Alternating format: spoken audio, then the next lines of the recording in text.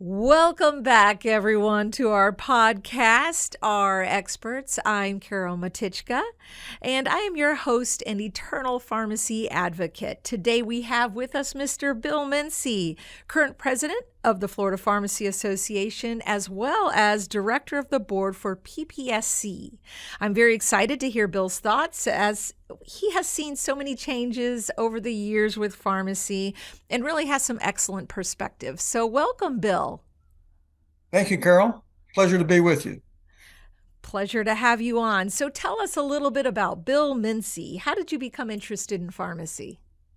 Great question, Carol. So I'm a fourth generation pharmacist.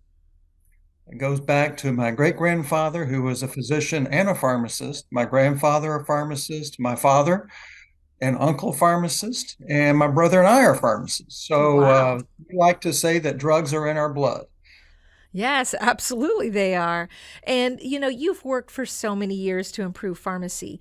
When did you get the pharmacy advocacy bug, I like to call it? Well, when I was a student at the University of Florida, I was elected president of the student chapter of APHA. And that position enabled me to gain an understanding about the importance of advocacy on the federal and the state level. And I was able to work with the Florida Pharmacy Association as it organized the first Political Action Committee, or PAC. And I was able to represent the area that I moved to, Volusia County, and was able to work closely with the FPA office on state legislative activities. So that's really where I understood the importance of advocacy and found out what individuals could do to promote pharmacy issues in the state and federal legislatures. That's fantastic. How long have you been in Florida, Bill? Well, we moved here when I was 9 years old from Oh, Nashville, wow. Tennessee. So I consider myself a Floridian, but I was actually born in Fairbanks, Alaska. Oh, wow. That's fascinating. Well, I'm sure that you have connected with lots of pharmacists over the years. So, can you recall anyone in particular who's really had a great impact on you? Wow, yeah, that's a great question, Carol. I've been so fortunate over my career to have had the privilege of knowing so many really outstanding pharmacists. First and foremost would have to be my father, who taught me the importance of compassion and care for patients. And then after that, I would say Jim Powers, who was the executive vice president of the Florida Pharmacy Association for over 25 years and was my mentor. And Jim often said, if we placed patients first and foremost in our minds, it will always be right for pharmacy. So I learned from him the importance of putting our patients first. Yeah, absolutely. Makes sense. Wow. And I know a lot of our listeners remember him and remember him well. So thank you for sharing that. Tell us a little bit about PPSC. So what exactly is PPSC and what do you do within your role for them?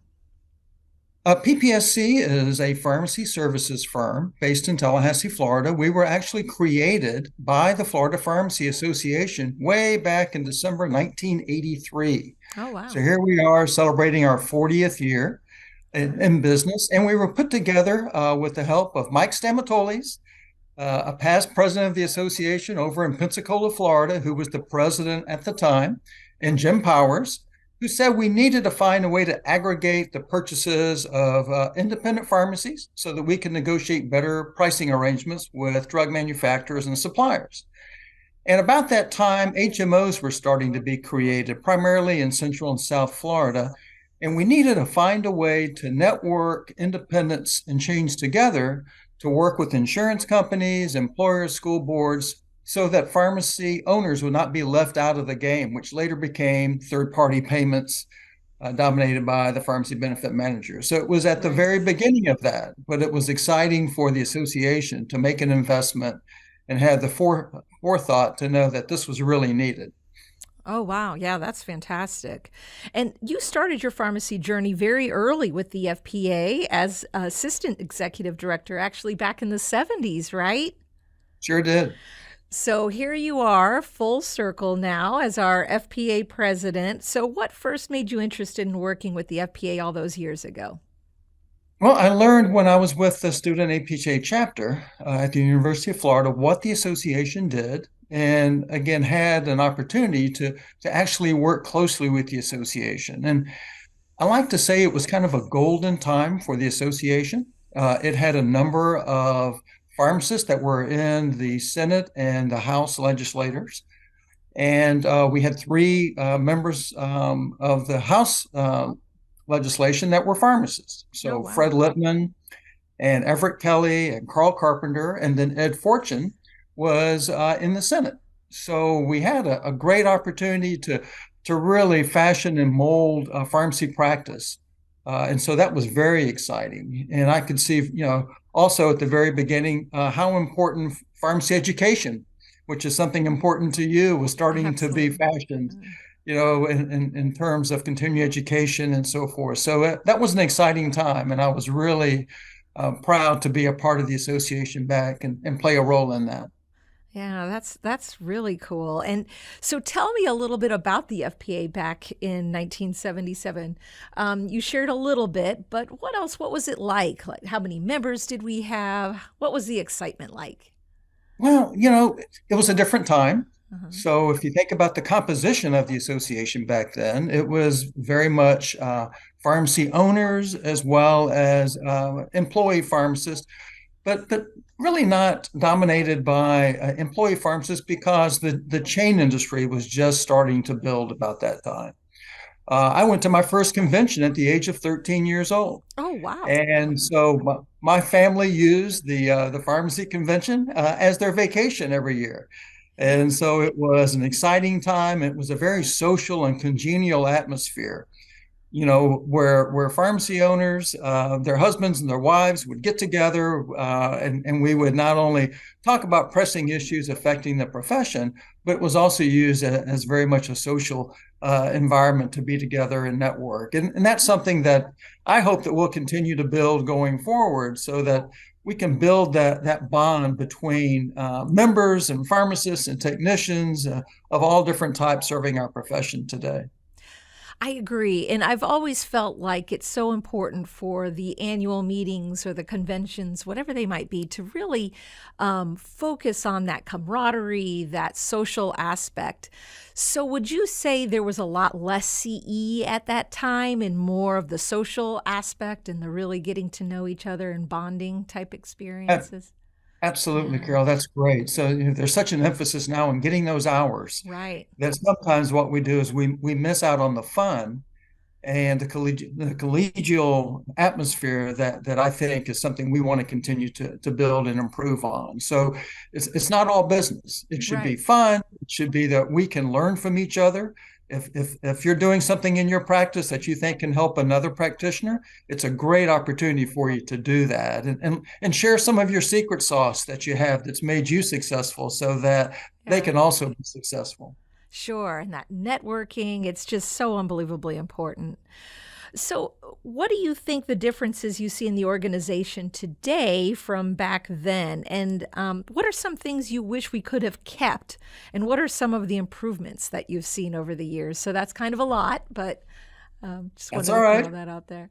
Well, yeah, it is a lot. So, some of the things about the association is its staff is larger than it used to be. We had a very small staff when I first joined the association.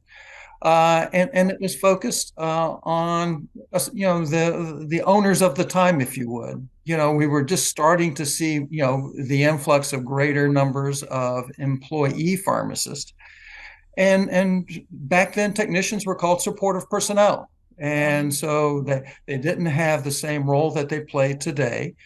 So the focuses of the association was quite different. One of the things is there was always battles in the legislature. The battles we had back then were more with drug manufacturers over things like drug substitution, because that was just starting, where Oh, right. pharmacists could go ahead and substitute a generic for a brand name drug. So you had the evolution of the generic industry really starting about that time. Mm.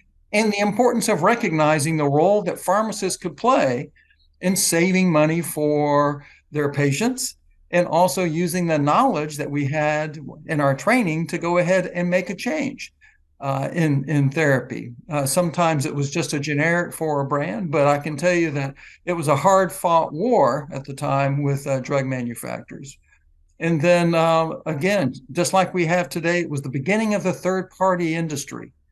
Paid prescriptions was one of the very few entities out there that was starting to promote third party payments instead of having the patient pay for the cost of their medications.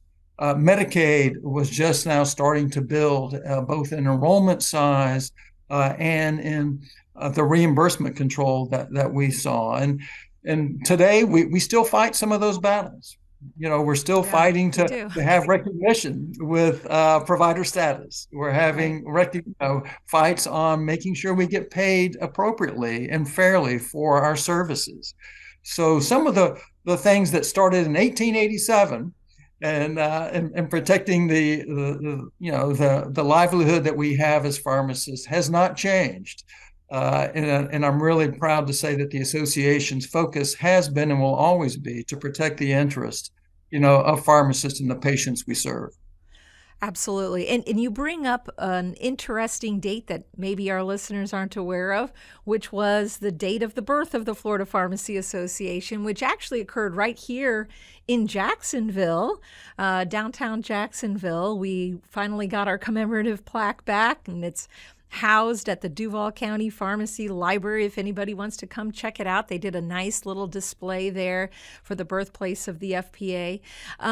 Do you have anything you want to share in regards to that history and the birth of the FPA? Absolutely, absolutely. And I was so proud I was able to attend the 100th convention there in Jacksonville, at the Florida Theater.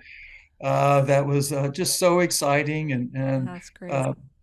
Jacksonville pharmacists have always meant so much to me. One of my mentors is also Gil Weiss. And so Gil was president of the association when I was hired as the assistant executive director. And he and I have always been close. And I really credit the role that he played in my life in being able to have that position and to work. And we've stayed close with Gil the Pill. And he's just a wonderful person and has influenced the practice of pharmacy, not only in Florida, but across the nation with his knowledge of compounding and his friendly advice on how people could get into the business of compounding. And he's a friend of pharmacy forever. Absolutely. And, he continues to be that friend to our students and to so many people here in this area. He still comes to our Duval County Pharmacy Association meetings, which is fantastic. It's always great to see him.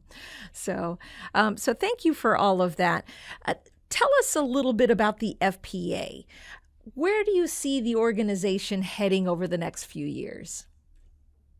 Well, because of the diversity, that our practice has today, I see that, the association being in the forefront and leading that. One of our big issues right now is workplace conditions. Yeah. And that workplace condition, is broad for all different kinds of practitioners, employee pharmacists, owners, managers, technicians, students. It touches all of those components and elements. And I see the association being a leader, taking a stand for pharmacists. We need to make sure that we protect and safeguard the work environment, that the hours are correct, that the amount of employee support is there.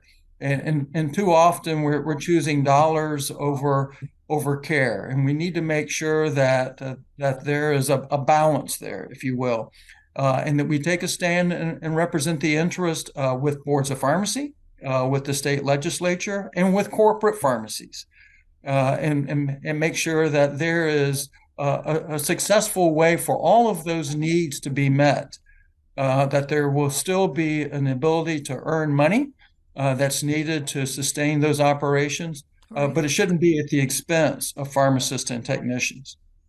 Right, because ultimately then it's also at the expense of our patients. So we absolutely need to make sure that we're taking care of our pharmacy, our pharmacists, pharmacy technicians, all those who support. Absolutely. Couldn't agree with you more. And I I think the see, other thing, Carol, I think sure, the other thing, Carol, is, the association wants to build on the successes it has enjoyed. So last year was a fabulously fantastic year in the Florida legislature. We absolutely. have we have two pharmacists that are there today, Shane Abbott, Gallup Franklin, and Right. they helped us pass a landmark piece of legislation on PBM reform, pharmacy benefit management reform. Mhm. And I think the one thing that we can do is we can continue to build on the successes we had there. Now we can try to focus also on fair reimbursements. Now that we can start to focus on compliance by the pharmacy benefit managers to that law, and hold them accountable through the Absolutely. Office of Insurance Regulation, a very important part. So getting laws passed is hard. Enforcing them is even harder. And so that's where the association really comes in and plays a key role, for all of the pharmacists in the state of Florida, to make sure that the successes that we enjoyed, by passing legislation, will then make sure that all those benefits accrue to the patients that we serve, and the pharmacies that we work in. Absolutely. I often hear it being said as, we won that battle, but we haven't really won the war. Like we have to continue on and continue to work hard. And that's great to hear. I know the FPA will be certainly one of those head leaders in that regards and making sure that they're held accountable. So thank you for that. And what can listeners do to help with the profession, in your opinion? That's a really big question, but thought I would pose that to you.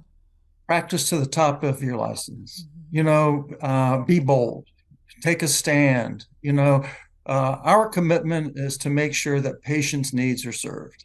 I'm so proud of what we did during the pandemic, and I think that opened the opportunity with the acknowledgement and the recognition of what the role that pharmacists played. Of giving over 300 million Wow, vaccinations and it's immunizations. We incredible. saved millions of lives. More immunizations were done at pharmacies than in any other location. And I would share with you that we have to not be timid in taking on more responsibilities. Uh, when people want to say, stay in your lane, I get my feathers kind of ruffled. There's so much more that we can do, as practitioners, is use the knowledge, use the training, use the skills that you have. Also, lean on the other personnel you have in your pharmacy. Technicians are doing a fantastic job to free up pharmacists to do more of the clinical services that are needed. So there's so much more that we can do. We've just scratched the surface, but I think also that ties in so heavily to the workplace conditions issue. Sure. We are overburdened in many areas, and that has got to be addressed. But I think that we've just got to continue to stretch and reach and do more for our patients. Yeah, students are learning so much more than ever before and really have such capabilities at this point.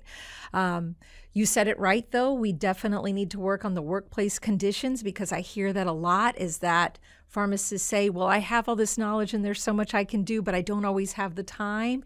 And we need to make sure that they have the time for that and truly taking care of patients. We can save the healthcare system so much money by being able to take care of them and doing what we're capable of doing, for sure. So I couldn't agree with you more, Bill. And what bit of wisdom can you share with our young emerging practitioners, now that I mentioned that, who are out there listening today? Well, a few things. My theme as president of the Florida Pharmacy Association is aspire to be a goat. And when people go, what does that mean? Well, a goat is the greatest of all time. So we can all aspire to be our best in all the things that we do. As a student, as a young pharmacist, the issue is don't be timid. Aspire to be the best you can be. Use that knowledge, use that expertise. And the thing is, pharmacy is a commitment to continual learning. We never stop learning.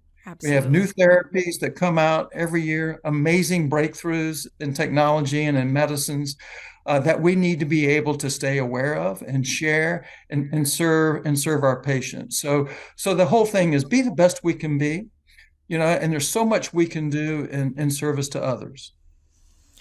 That's excellent, excellent advice. And if you could, this is a big question, but if you could do it all over again, what would you have done differently in your career? If anything, maybe you wouldn't have done anything differently.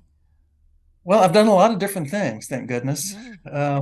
But that's a thought-provoking question, Carol. But I would tell you, if I was going to do it a little differently, I probably would go into politics.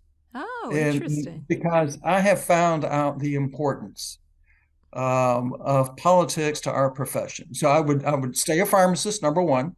As I said, drugs are in my blood, but I would probably want to play a more active role in forming legislation myself. I so much admire the pharmacists in the past and the pharmacists we currently have who have stepped out.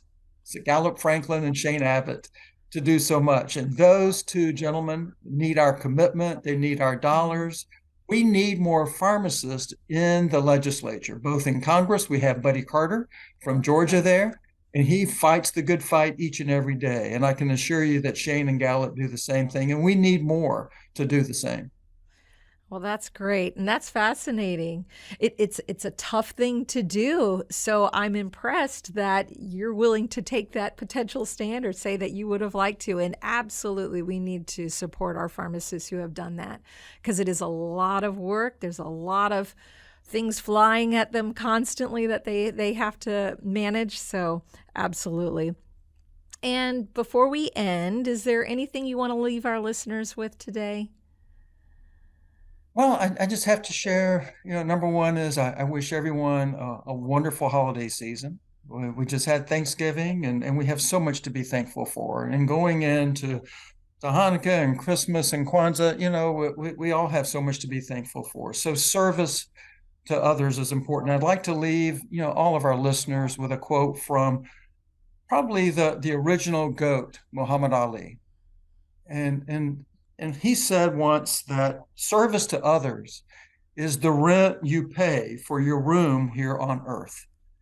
And I think that is so appropriate to all of us. We Absolutely. we can use our skills, our talents, our money, and our time to serve others and be compassionate and do the best we can do each and every day that we confront the challenges that we have, the patients that we serve, the healthcare practitioners that are also doing their best. So that would be my final thought. And thank you, Carol, for reaching out to me to play a role in this today. It's been so much fun and so much thank you for all that you've done to the practice of pharmacy and you continue to do for the University of Florida. Go Gators. Go Gators. And Go Gators. And I'm in Tallahassee, so That's tough. Yeah. it's a little scary among the savages here. But I'll share with you that you are also one of those people that I hold so dear, and thank you for your service to the association and to the profession. Oh, thank you, Bill. I really appreciate it. And thank you for coming on today. Absolutely. Well, we greatly appreciate you spending your time with us today on the podcast. And I know I speak for all of us when I say thank you for all of your very many years of service to the profession. So thank you, Bill. My pleasure. And thank you all for listening. We appreciate your support of the show. So please don't forget to subscribe to the YouTube channel as well as our podcast. And take care, everyone.